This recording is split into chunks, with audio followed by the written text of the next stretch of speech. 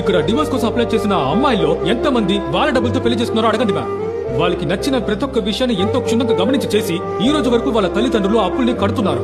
ప్రతి ఒక్క రూపాయి నిన్ను అడిగి ఖర్చు పెట్టాలన్నది బానిసత్వం అయితే, చెమట చెంది కష్టపడి సంపాదించిన డబ్బుల్ని కుటుంబం, భార్య, పిల్లలు, చదువులు, మందులు, మాత్రలు, అప్పులు ఇలా అన్నిటికీ ఖర్చు పెట్టేసి తనకంటూ ఒక్క రూపాయి కూడా ఖర్చు పెట్టుకోలేని ఆ మగాళ్ళు కూడా బానిసలే కదా మేడం.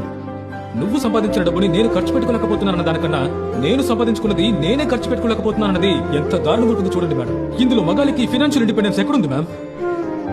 అదలా మేడం, ఈ దేశంలో డబ్బు నోటు ఒకటే, కానీ అది అమ్మాయి సంపాదిస్తే సాధనగా, ఒక అబ్బాయి సంపాదిస్తే బాధ్యతగా తీసుకుంటున్నారు.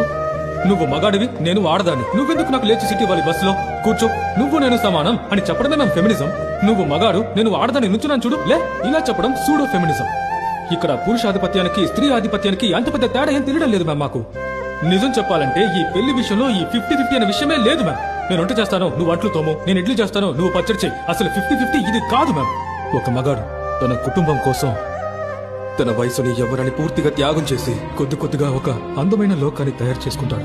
అన్నిటినీ సిద్ధం చేసుకున్న తర్వాత ఇక హాయిగా జీవిద్దామని అనుకున్నప్పుడు నాతో అసలు టైం స్పెండ్ చేయలేదు, నీకు కుటుంబాన్ని చూసుకోవడం చేత కాలేదని చెప్పి తనని అలాగే ఒంటరిగా వదిలేసి వెళ్తే తను అక్కడే ఒక అనాథగా ఎవ్వరూ లేకుండా అలా ఆగిపోతాడండి.